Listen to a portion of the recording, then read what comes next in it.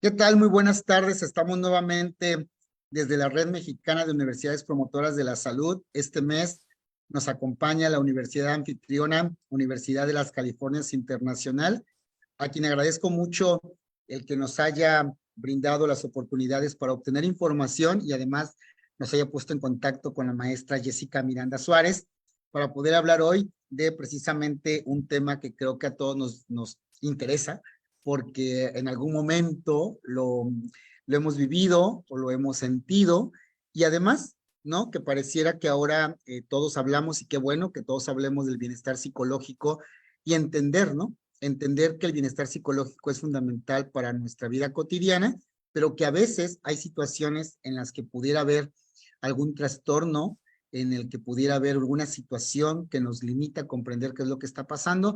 Y es que, no sé, maestra, qué opines tú, pero a veces resulta que esto de gestionar las emociones no era un tema tan importante que ahora sí resulta ser un tema vital y que bueno, le insisto, pero que bueno, que todo inicia con esto, ¿no? Cómo conocer nuestras emociones, cómo expresar nuestras emociones que nos pueden llevar a trastornos del ánimo, que es el tema de hoy.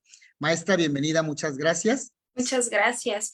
Y fíjate que nombras algo importante.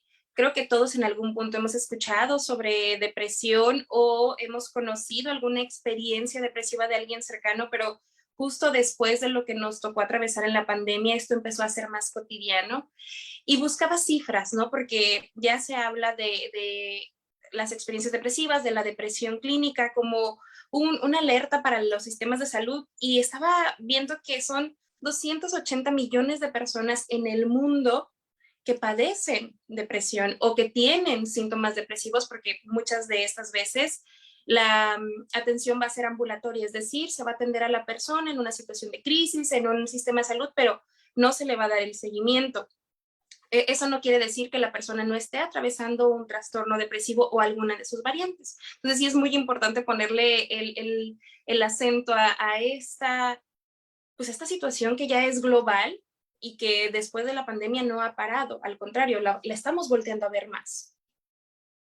Sí, efectivamente, y es que justo a partir de ahí, cuando se detonan, ¿no? Estas situaciones que hoy todos nos hablan de bienestar psicológico, salud mental, pero a veces confundimos, ¿no? A veces confundimos estos estados del ánimo porque a veces confundimos tristeza con nostalgia, tristeza con depresión, unimos, ¿no? Depresión con suicidio, y hay un montón ahí de variantes que vamos malentendiendo, y creo que hoy, maestra, creo que tú nos vas a ayudar muchísimo a ponerle precisión y tener este contacto mucho más adecuado con los conceptos. La maestra Jessica Miranda es licenciada en psicología por la Universidad Autónoma de Baja California y también tiene una maestría en psicoterapia por la Universidad Mesoamericana de San Agustín en Mérida, Yucatán. Y actualmente, pues trabaja, es profesora de licenciatura de la Universidad de las Californias Internacional y desde luego pues estás en la psicología clínica.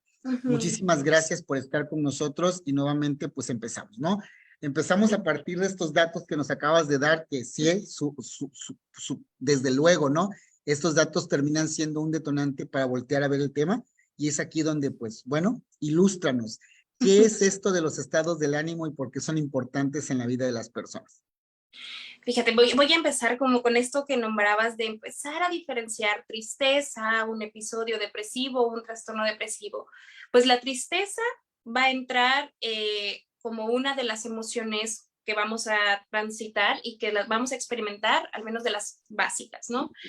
Todos vamos a pasar por momentos de tristeza, pero ¿qué hacer cuando esta tristeza está prolongándose? ¿Qué hacer cuando esta tristeza va siendo la mayor parte del día, casi todos los días? Ahí es cuando nuestro foquito se tiene que prender o incluso nuestro entorno, porque la tristeza como la emoción, como la felicidad, como la angustia, tendría que ser transitoria.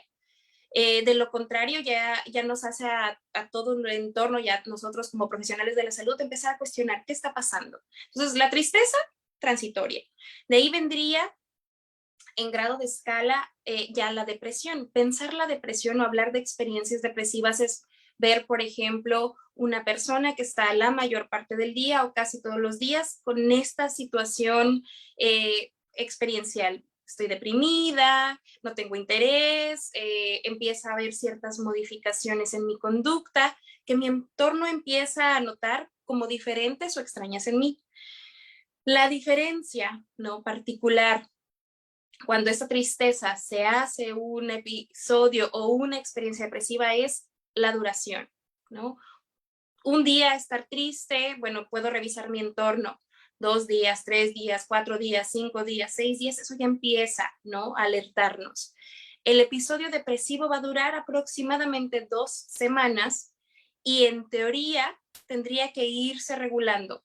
Un episodio depresivo lo podemos experimentar tras una pérdida, tras algún cambio importante, tras un duelo por una ruptura amorosa, ¿no? Generalmente vamos a estar en el episodio donde sí va a haber esta tristeza, pero tendría que ser transitoria y es muy contextual. Cuando ya se vuelve ya el trastorno depresivo o depresivo mayor, es cuando pasan las 2 semanas y yo sigo.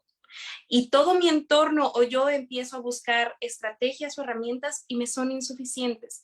Sigo desinteresada o desinteresado, sigo sintiéndome muy triste y hay alteraciones en la ingesta alimenticia, en el sueño, pero ahí lo importante es que a pesar de mis esfuerzos, no voy a poder salir de este episodio. Eso a grandes rasgos. Claro, yo creo que aquí algo bien importante es esto, ¿no? Porque a veces cuando tenemos estas situaciones, estoy deprimido y comenzamos a utilizar la palabra estoy deprimido y no es que estemos anulando la posibilidad, sino más bien es que no comprendemos a partir de lo que tú bien explicas, ¿no? En este periodo y en este episodio. Tú decías algo importante por ahí, cuando no encuentro las herramientas o los recursos para superarlo. ¿De qué recursos estamos hablando, maestra? Sí, podría ser, por ejemplo, si yo estoy experimentando tristeza porque fue un día difícil, porque a lo mejor tuve un conflicto con mi pareja, a lo mejor uno de mis recursos puede ser buscar actividades placenteras, salir a caminar, ver a mis amigas, y esto aligerará mi tristeza. Si bien no me va a alejar de ella, aligerará, pero yo notaré algún cambio. Bueno, estaba triste y después de hacer esta actividad que fue un recurso para mí, que puede ser incluso algo en solitario, como leer, como darme una tarde de café, veré estas modificaciones. Pero si yo empiezo a utilizar mis recursos y empiezan a llegarme, por ejemplo, recursos de afuera, que alguien me dice, ¿sabes qué? Deberías de hacer meditación, e intento la meditación y no cambia nada. Si yo empiezo a utilizar otros recursos, como, bueno, alguien me dijo que si voy a correr me va a ayudar y no cambia nada, ahí es cuando los recursos empiezan a ser insuficientes y ya volveríamos a ver más una depresión.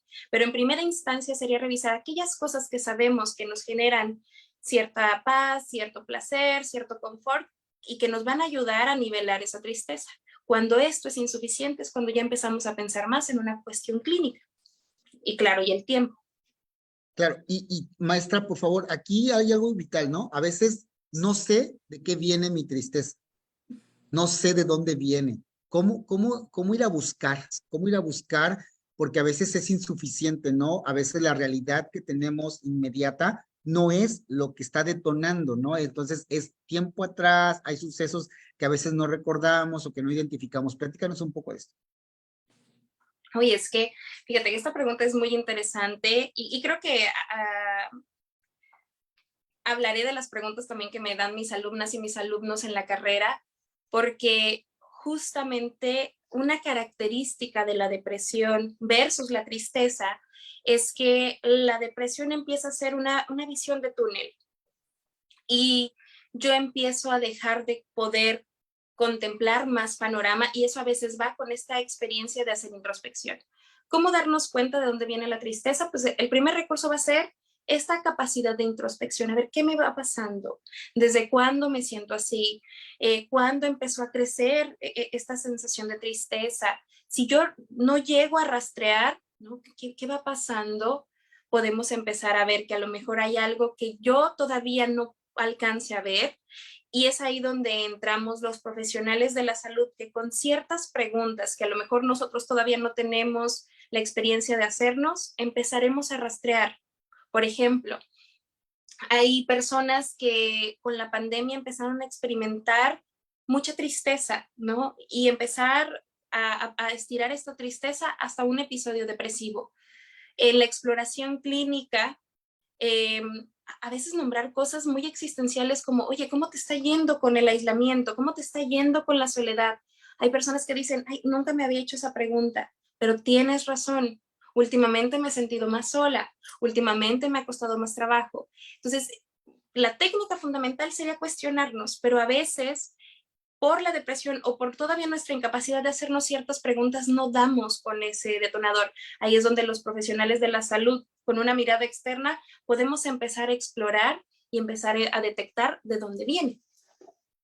Sí, porque es muy recurrente, ¿no? Muy recurrente que te dicen estoy muy triste o estoy deprimido, ¿no? Porque es la palabra que usamos. Yo vuelvo a decir, no es para invalidarla, no. Simplemente es que es la primera que se nos viene. Sí. Es la primera que se nos viene y no logramos diferenciar si es tristeza, nostalgia o depresión, ¿no? Y entonces ahí, a veces cuando nosotros decimos, es que me siento deprimido, mi mamá, mi hermana, mi tía, mi compañero, me dice, ay, pues sí, ¿no? Y comenzamos con este chaganismo, ¿no? Échale ganas, tú puedes, vas a salir adelante, esto es un tiempo, tú tienes que poder. Pero en ese sentido, aún así, con todos estos aplausos y palmadas que yo recibo, no me siento bien porque no encuentro el motivo, ¿no? Entonces creo que esto es algo fundamental que acabas de decir, encontrar razones y si no, buscar ayuda, ¿no? Buscar ayuda, ¿por qué? Porque se puede convertir en un trastorno. ¿Qué sucede cuando algo se convierte en un trastorno, maestra? Pues una de las características para que sea trastorno es el grado de malestar que voy a experimentar. Por ejemplo, si yo hoy estoy triste, podré hacer ciertas cosas y tendré la esperanza de que mañana o que cambie o que esta tristeza se diluya. Pero cuando ya empieza a ser más días, más recurrente, el malestar evidentemente va a acrecentar. Creo que algo importante de nombrar con la depresión es que las personas que están deprimidas no la pasan bien. Las personas que tienen experiencias depresivas van sufriendo y también sufren incluso cambios que no se nombran mucho, pero sí suceden, por ejemplo, lo de la visión de túnel. Las personas no es que quieran, no quieran encontrar respuestas, es que cognitivamente no pueden encontrar respuestas. Las personas no es que quieran incluso tener agitación o letargo psicomotor, es algo muy biológico, por eso las personas con depresión clínica hablan más lento, caminan más lento, y no es que lo quieran hacer, es que su mismo cuerpo está haciendo congruencia con este trastorno clínico. Entonces, una de las características va a ser el malestar, el esfuerzo o el deterioro que puedo yo estar teniendo en ciertas áreas. Ya se habla de depresiones muy funcionales, personas que tienen esta experiencia depresiva, pero que hacen muchísimo esfuerzo porque esto no los tumbe, ¿no? No dejen de ir al trabajo, no dejen de funcionar en familia, pero la experiencia interna es de mucho esfuerzo y de mucha dificultad.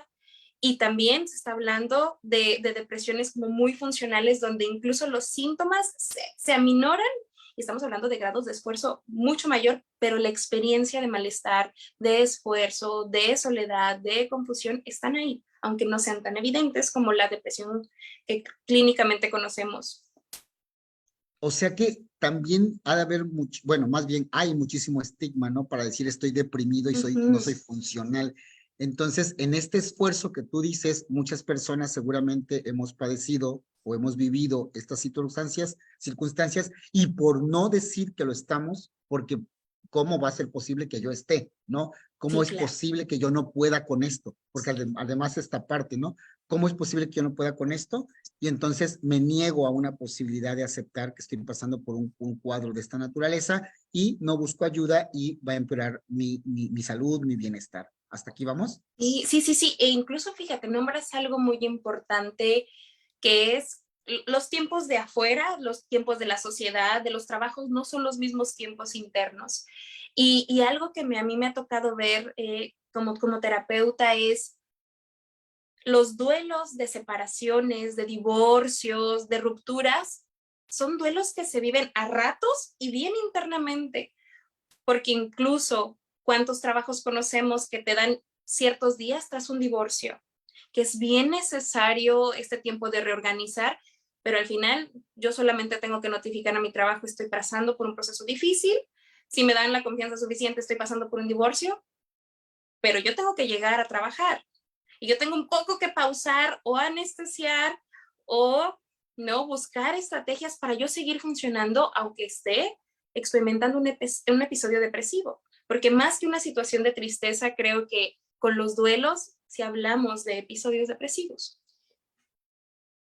Justo, y yo creo que aquí está esta parte, ¿no? Que va quedando muy clara, ¿sí? Tristeza o una situación que se está alargando, ¿no? En un episodio depresivo que yo tengo que reconocer. Pero yo no sé qué pienses tú y a partir de tu experiencia y tu práctica, ¿no? Se nos es bien difícil reconocer cómo sentir estas emociones en nuestros cuerpos. Sí, o sea, definitivo, tanto ponerles nombre, ¿no? Me toca mucho escuchar personas que dicen, es que no sé qué me pasa, pero quiero llorar todo el día. Y cuando nombras, ¿no? La tristeza, estás triste y ves en sus caritas como, oye, sí, esto es tristeza. ¿Cómo reconocer? Uno, va a ser una emoción displacentera, ¿no? Creo que eso va a ser como la primera alerta. El enojo, la culpa, la vergüenza, el asco, el miedo, la tristeza van a ser emociones displacenteras. Ahí va a estar el primer, ¿no? El primer signo. De ahí creo que sería, ¿no? La energía o los recursos que necesito para hacer lo que cotidianamente haría sin tanto esfuerzo. Y esto va incluso de lavarme los dientes. Hay algo muy importante que es el esfuerzo que a veces las personas que tienen esta experiencia depresiva hacen para peinarse, para bañarse, para lavarse los dientes, que en la cotidianidad puede ser como una actividad muy mecánica. Me lavo los dientes, me peino, me baño. Y que en una experiencia depresiva va a ser sumamente complicado agarrar la energía para hacer esto que estoy habituado a hacer todos los días. Se va a hacer otro signo importante de voltear a ver. Y creo que en esto es lo que mi entorno también empieza a percibir de mí, porque muy probablemente incluso hay ciertas depresiones que, aunque la experiencia es de tristeza, de soledad, se enmascaran muy bien con el enojo. Y esto también va a ser importante porque si mi entorno a lo mejor me empieza a percibir triste, me lo va a decir. Y eso me va a dar más ruta hacia la depresión. Pero si mi entorno me empieza a percibir intolerante, irritable, creo que van a desconfiar de todo menos de depresión y puede haber una depresión de fondo que se enmascara muy bien con un enojo. Sí, por eso yo creo que esto, ¿no? La gran lucha y la gran tarea que tenemos como personas es identificar, saber sentir, saber expresar, y yo creo que esa es la cosa más difícil que hemos tenido y que no hemos aprendido, ¿no? El ponerle nombre a lo que sentimos y cómo lo estamos sintiendo y poder expresárselo a otra persona, porque la otra persona, y yo creo que es un error que cometemos, es la otra persona lo recibe a partir de su experiencia, ¿no? Uh Y -huh. a partir de su experiencia recibe la información y dice, no, no pasa nada, a mí me ha pasado, ¿no? A mí me Sí. ha pasado y yo he hecho esto y yo he hecho aquello, ¿no? Pero yo creo que aquí, si nos gusta ahondar un poquito más, algo que tenemos que hacer es comprender que cada cuerpo y cada persona es diferente. Y algo que dices, ¿no? Creo que es esta pauta de empezar a escucharnos a nosotras, a nosotros, y empezar a ver, ¿no? Esto ya no está siendo normal, pero también aprender a escuchar al otro y recibir una situación diferente. Con esto que decías hace ratito de, él échale ganas. No es que la persona no quiere echarle ganas, te lo prometo que le está echando todas las ganas que puede, pero no puede dar más. Y el que a veces le digamos, ay, mira, con esto, o que aminoremos sin darnos cuenta, hace la experiencia más difícil porque puede ser no solamente no me siento comprendida al contarte, sino me das un recurso que puede ser insuficiente porque ya lo intenté. Y creo que aquí es aprender a escucharnos a nosotras y también a escuchar a los otros y poder decir, desde un lugar muy honesto y muy genuino con quien somos, mira, esto que me cuentas es muy difícil, quisiera darte muchas cosas, muchas herramientas, pero no sé qué te puede ayudar, pero aquí estoy. Te doy la pauta de que me cuentes, de que a lo mejor voy a ser torpe recibiendo tus síntomas depresivos o esta tristeza, pero que aquí estoy. Porque algo bien importante con la depresión es empezar a fortalecer las redes de apoyo. Y estas redes de apoyo, a veces la forma más sencilla es estando. Mira, no sé cómo acompañarte, porque a lo mejor no soy psicóloga, o porque a lo mejor soy psicóloga, pero primero que eso soy tu amiga, pero aquí estoy. Y ayúdame o márcame la pauta de cómo te puedo ayudar. Te ayudo a buscar un terapeuta, me voy a correr contigo, ¿qué necesitas? O te escucho. Pero no sé si esto de justo con lo que preguntabas. Sí, porque justo es eso, ¿no? A veces no sabemos qué hacer con la persona que nos está contando, no sabemos cómo responder, cómo ayudarle, a veces también llega la desesperación. Ujú, O sí. sea, de quien acompaña puede llegar a la desesperación. Es que ya le he dicho que haga todo y no hace nada, ¿no? Entonces, también viene la descalificación a la incapacidad que tiene la otra persona, pero no sé qué piensa al respecto en ese sentido. Pero hay que comprender que la otra persona está pasando por un proceso cognitivo que no le permite tener claridad, ¿no? Justo este túnel, ¿no? Que dices, que Ujú, no tiene, no, esta persona ni siquiera tiene claridad de lo que está viviendo porque ujú. no puede ponerle nombre, porque no sabe cómo nombrarle, te está diciendo, pero no sabe, y si tú tampoco, bueno, entrar en desesperación eh, y no comprensión de la otra persona también nos lleva a una frustración a nosotros que queremos ayudar y colaborar, porque no sé a ti, pero muchas veces en la escuela pasa eso, ¿no? ¿Cómo le ayudamos? Es que ya no Ujú, sabemos qué hacer, ¿no? Entonces yo sí. creo que por aquí pudiéramos comenzar a pensar qué recomendaciones le pudiéramos dar a estas personas que se han encontrado en esta situación, tanto como eh, acompañantes de una persona que dice estar en un episodio depresivo o en depresión, o qué recursos le podemos dar a una persona que está en una situación de esta naturaleza.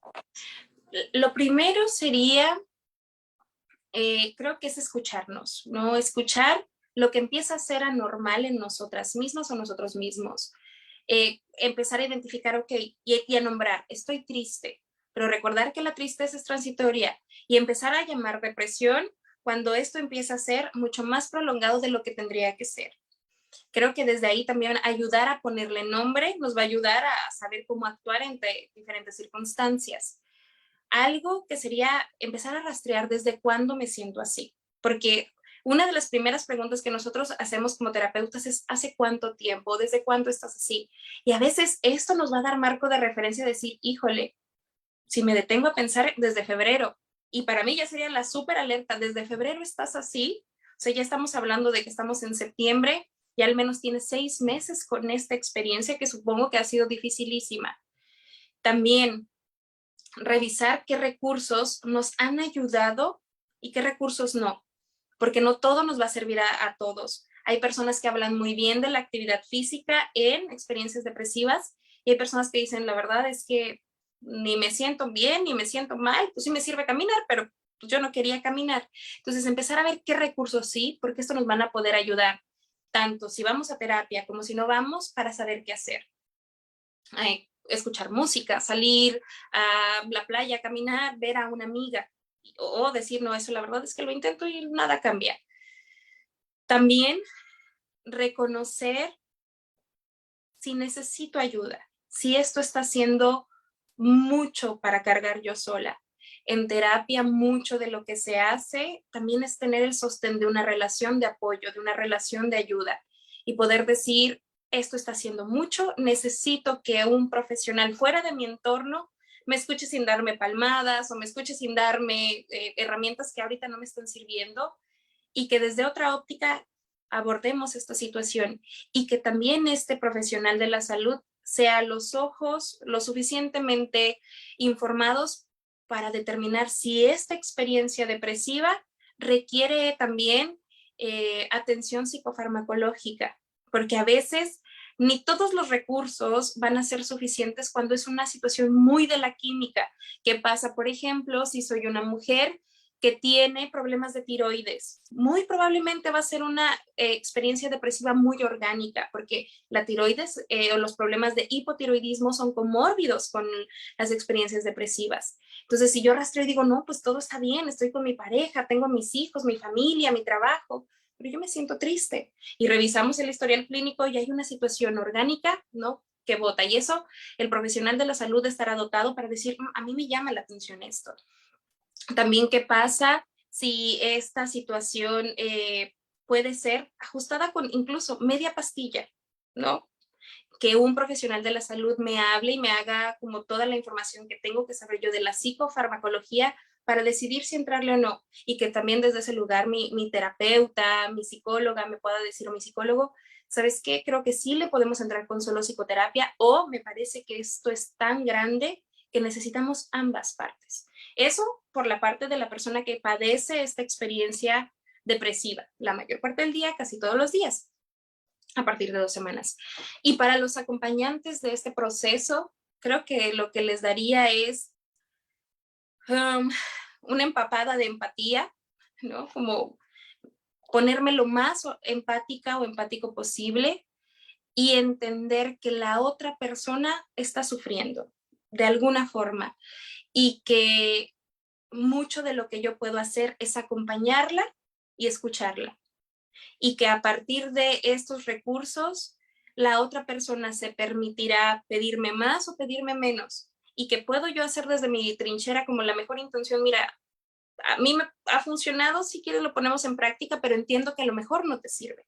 Pero desde un lugar donde esto se va a personalizar a ti, no a mi experiencia, porque si no vamos a correr el riesgo de frustrarnos porque mi estrategia no te sirve y de frustrar a la otra persona porque tampoco le sirvió. Y es que llega el momento, ¿no? En el que dices, es que parece que le gusta estar así. A ella le gusta vivir de esa manera, a él le gusta vivir de esa manera, ¿no?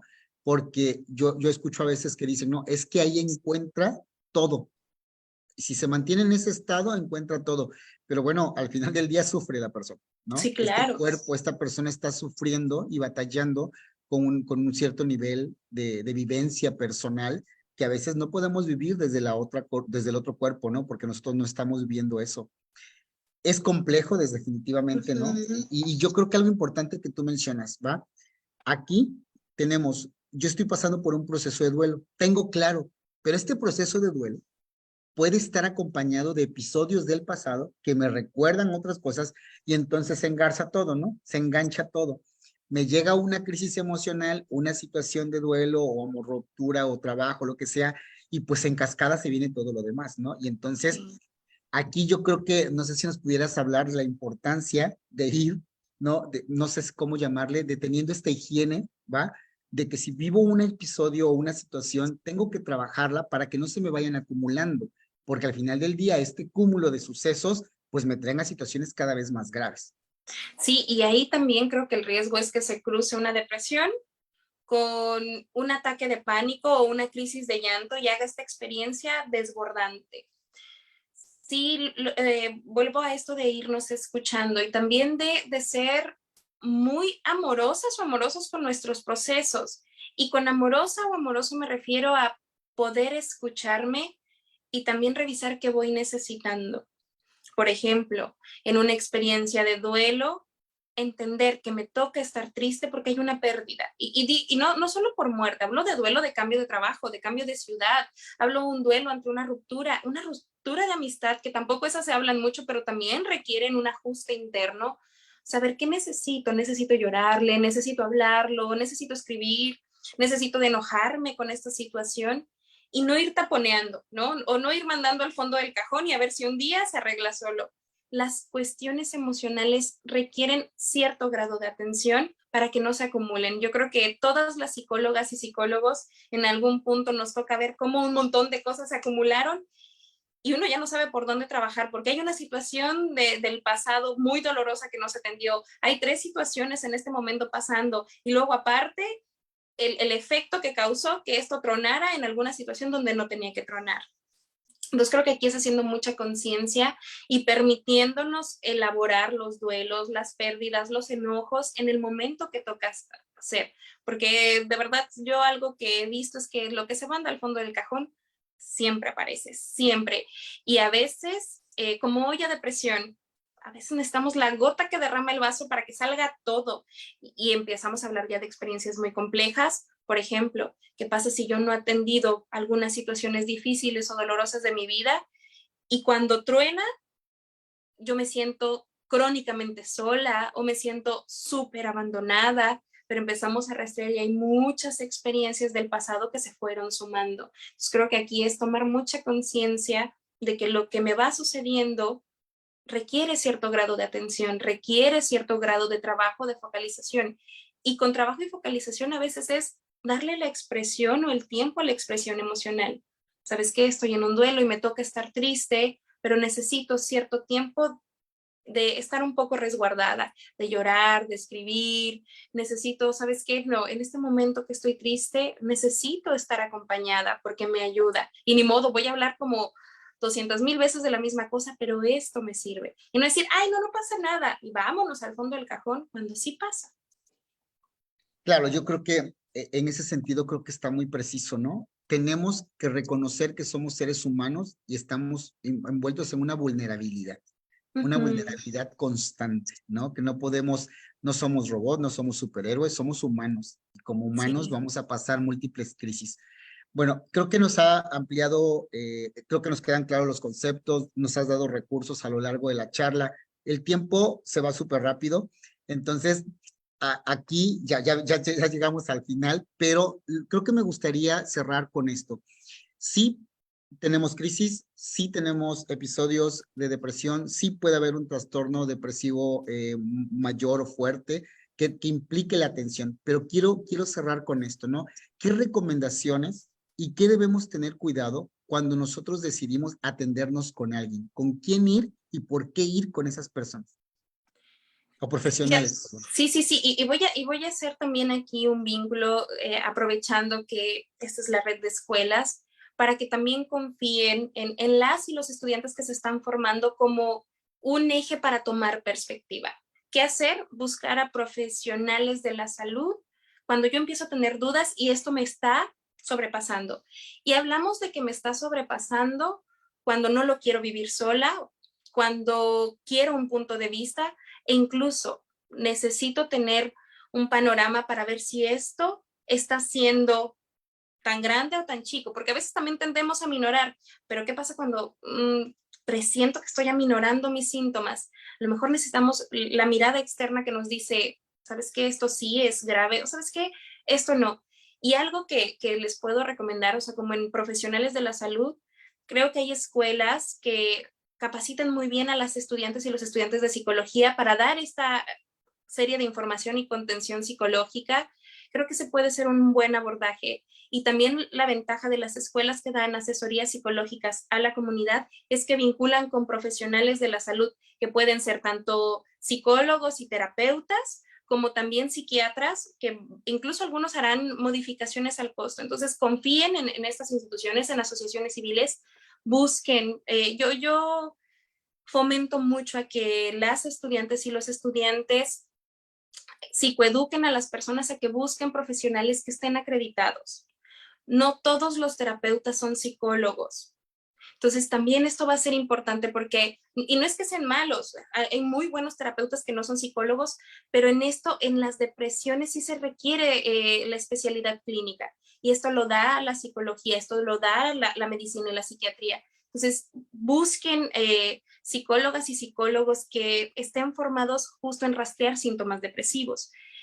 Pidan sus credenciales, oye, ¿dónde estudiaste? Oye, me recomendaron contigo, pero me gustaría saber si eres psicóloga o si eres terapeuta, porque lo que requiero es que me hagas una mini evaluación para que veas si tengo depresión o no. Entonces, aquí sí es ir perdiendo la pena de pedir credenciales, porque como estamos hablando de una situación tan delicada como un padecimiento que incluso nos puede llevar a intentos o ideas suicidas, sí requiere la atención de profesionales capacitados. Bueno, creo que ahí está, ¿no? El hecho, si tenemos una piedrita en el zapato, nos quitamos el zapato y la sacudimos, porque nos Sí. está lastimando. Entonces, creo que ahí es cuando nosotros tenemos que voltear y ser sensatos, porque a veces también como pacientes nos negamos a la posibilidad. No, no, no, porque tenemos un estigma y una idea de yo no puedo ser eso. Yo no estoy mal, yo tengo un problema, pero no es eso.